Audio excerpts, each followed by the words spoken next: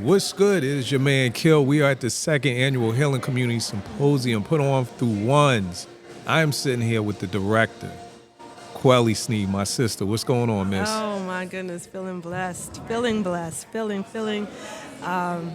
in a space. Just, when you have an idea and you see the team that just really just brought it to life in ways and shapes and forms that I didn't even imagine when I was curating it in my mind, right? This is amazing. It grows every year. And just to kind of give you a little bit about the why, Right. I just found sometimes we get so stuck on the data, what it looks like. Did they respond? Did they have on an orange shirt? But that's important, and I don't want to minimize that. Right. That is just showing performance, and it's showing how we showed up, and did we show up appropriately. So I don't minimize it, but I like to equally balance that with the thinking of the qualitative side, right?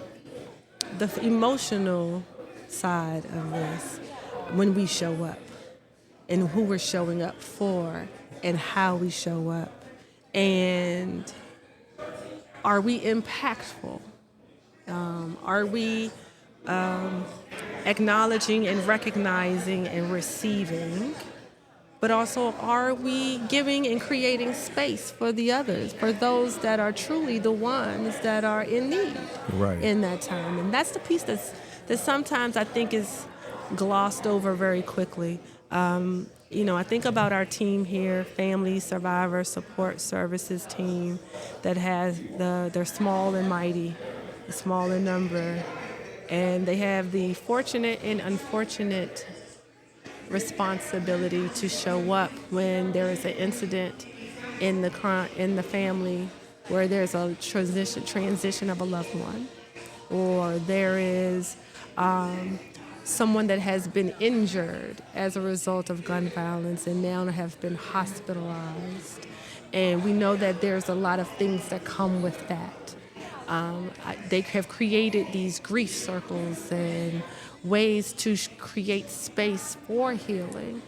And, it's all active and moving, but when the funeral is over, or when the hospital visits slow down, and now it's just you as the individual, or it's the family left to feel, what happens then in that stage? Right. It's that piece. And we don't really like to dig in deeper, because that's that emotional piece. Sometimes we like to kind of shy away from the emotion. I do think sometimes numbers are safer. Right. Let's talk about data, statistics, and the percent of this and the percent of that, because it is what it is. But the emotional piece of it is what it is as well. And so this is a place where we're creating and curating an opportunity to see what will it look like to do collective healing. What would it look like for a space of sharing and hearing the stories? It's been powerful. Now, when you talk about what your team did, from taking it from what you thought it was going to be to bringing it to fruition, the thought comes from where? Because the key thing is, and I don't think it's just because it's called the second annual healing, but every person I talked to today had some point in time to talk about healing. Mel brought up a great point about pain. Someone else brought up a great point about hurt. And how do you heal from that? So what even puts you in the mindset to know, okay, you know what? We have to get to a place where we are starting to heal. I will tell you this. One of the most difficult things for me in this role that really just, I don't want to say haunted me, but it did not unwrestle me easily, was when I had to visit my first house to give condolences and to speak. And I don't know if you were able to hear some of the sharing that went on at the midday panel, but they spoke a lot about people not knowing what to say. Right. And I definitely was that person. I was like, oh my God, what words do I use in this space? And I remember sitting in the car for at least an additional 30 minutes after my arrival, really wrestling with, like, how do you fix it? And I learned later it's not about fixing it. It really is about presence. Right. Right. It's about showing up and just being there and not occupying the space, but creating more space. Right. And another thing that in that moment, because I was very new to this, right? Because again, for me, the numbers were the safer side. Right. It's something naturally I find comfort with, right? But it was, you never can unhear the sound of a grieving mother. You ain't never lied. You can never unhear You can't that. unhear those screams, those cries. It's a different cry than a cry that you've ever heard before. Absolutely. And it sticks with you. And it wrestled with me days on days on days after that. And so the first Healing Community Symposium was really birthed out of me really just wrestling with it and wanting to do something but not knowing exactly what it would look like. Right. That's crazy that it came together like that, for it to start in your mind. And what I loved about even coming in was you weren't here yet, but your team had everything in place. Yeah. You know what I mean? And I know as a director how important that is, to be able to not be here, not have to be the first one here, and to know that everything is going to be the way it should be, in decency and in order. And I think that reflects back on you as a director of ONSE. How did you even get to this place to be director of ONSE? Ooh, Lord. If I wrote a book, they would swear it was fiction. So I actually, I came with someone. Okay. I was a strong supporter of the work. And you always ask yourself, what is it that I can bring to the space? Right. ONSE at the time had multiple leaders. And so the leader, may she rest in peace, Linda Harley Harper, a known district government and District of Columbia advocate, born, raised here for the people, by the people, was a very strong advocate for youth, juvenile youth reform. And so we had this agency, and she had this opportunity for me to, and she said, hey, I need your help. She loved all of the programmatic elements, and she knew I loved budget policies and all of those things that no one seems to like or find sexy. And so we were a great match, and we walked in the doors together February of 2023. Okay. And unfortunately, we lost Linda maybe a little over 90 days later. Wow. And so in that moment, the chief of staff became the interim director for the Office of Neighborhood Safety and Engagement. Maybe a couple of weeks after, and I served in that capacity for 2 years.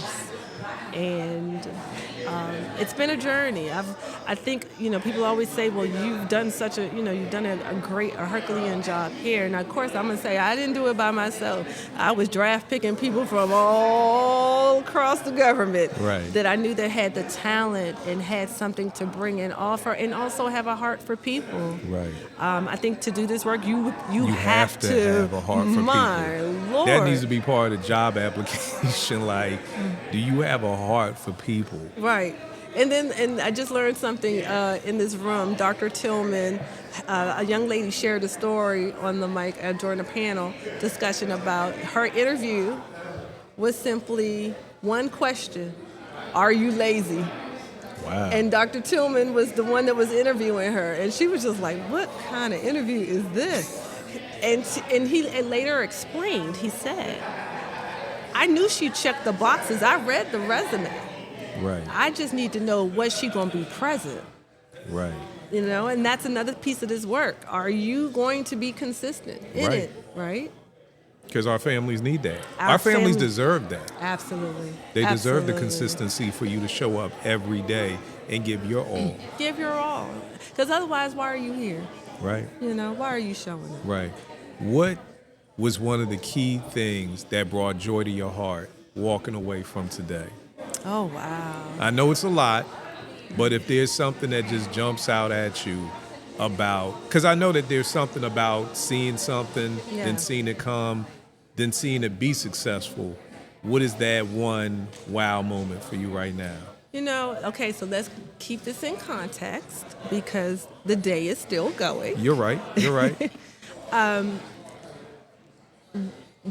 think the biggest is just walking in different rooms and people walking up to you and sharing. Yeah. That is sharing experiences, sharing what they've taken away from, which means you created the space. So that checks that box off for me. Like, did I create a space that cultivates conversation? Checkbox, yes. We did that. Our team successfully did that. Was our space welcoming? Absolutely. I don't know if you noticed, but every time someone would walk through the doors, they would give them a round of applause. Just say, hey, we're thankful and grateful that you chose to spend your Saturday with us. Right. It's important. Right. And so for me, it's the conversation. It's a matter of hearing people and people feeling comfortable enough to pull me to the side and and they're thanking me, and I'm like, no, I'm thanking you for being here and being a part of this, because again, what do we always say? It's all in the community. Right. And that's what we've created this morning and this afternoon, community. Right. You are Washington, D.C.'s own. All right. I don't know if I know someone who is more D.C. than you. What if you had one wish, or you could change one thing about what's going on in the district as far as crime, as far as what we need a healing from? What would that one thing be?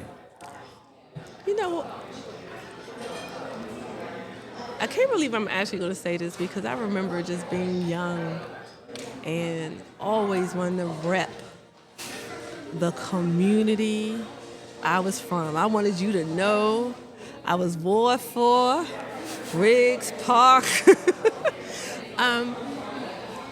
But as you season and grow and see the world and get to leave D.C. and have the joy of coming back to it, I would erase the community lines in the wards. I know that sounds very weird. Nah.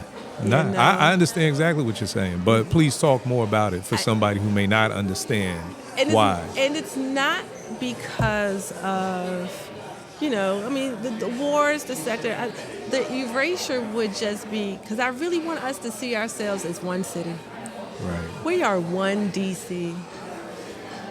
You may live over here, you may live down there, but we are one city. And sometimes we, things that are created just for the sake of creation, sometimes are often used to divide us. Right.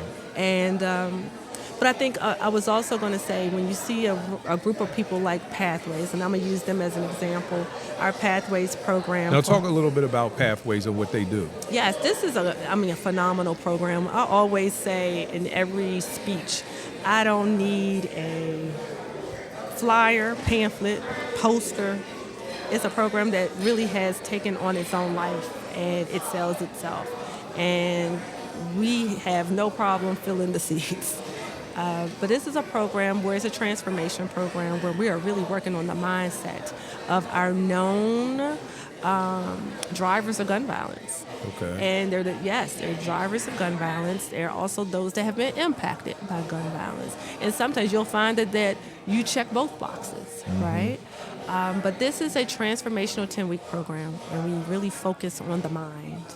finding and identifying your triggers and how to respond when you are triggered. It's a program where each individual participant or ambassador, like we like to refer to them as ambassadors, they're able to receive weekly therapy, individual therapy. You have your group sessions, of course, but I think it's very important that you have that one-on-one relationship because everyone's journey to this place has been different. And so like really trying to unpack, the years leading up to that. We also work on workforce development readiness, So, I think the best part of the program is when you get to see the light bulb go off and they're like, hey, I really want that CDL, or I really want to try that IT track. Right. And these are tracks that we actually offer. Along the way, we give them etiquette classes. We do a lot of team building class. I'm a little nervous about one team building exercise. Lately, with all the rain, they go whitewater rafting. Okay. And I'm like, oh, Lord. Over in Virginia? Yeah. So, but they seem to enjoy it. And the important piece to it, I think we don't highlight enough, that these are participants or ambassadors that are coming from communities across the city. And sometimes the communities don't always get along. Right.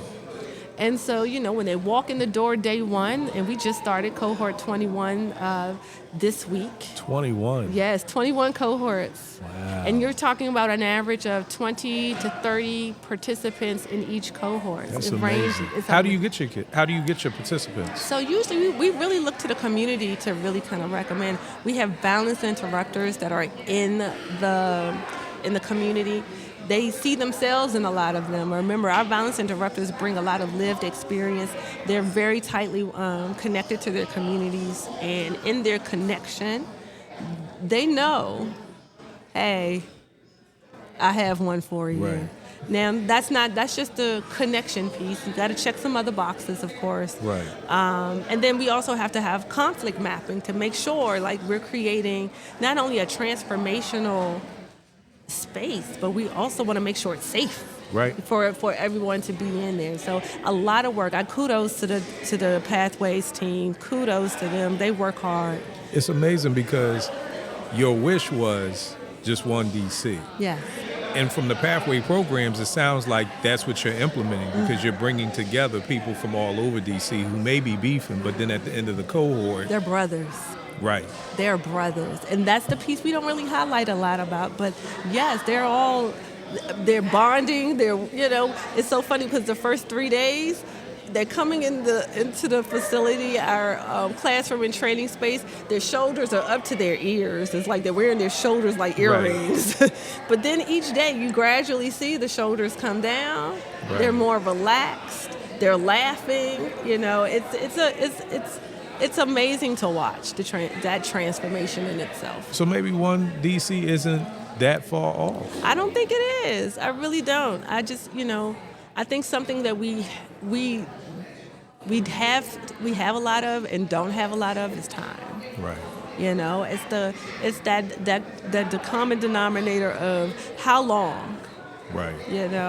And just balancing it. But I realize, at the same time, every minute, every second we're investing is powerful. Yeah. And impactful. That's amazing. That's amazing. So prayerfully, we're getting a third annual? Yes. Healing? Yes. Okay. Yes. I mean, this is, again, an idea that has totally grown. And so I know we're going to just get bigger and better. All right. Well, I appreciate you having me out today. We've had some incredible interviews. I've met some incredible people. Again, amazing idea, amazing thing to see come together like that. We appreciate you, Director Sneed. I appreciate you too, Ken. All right, babe. All right.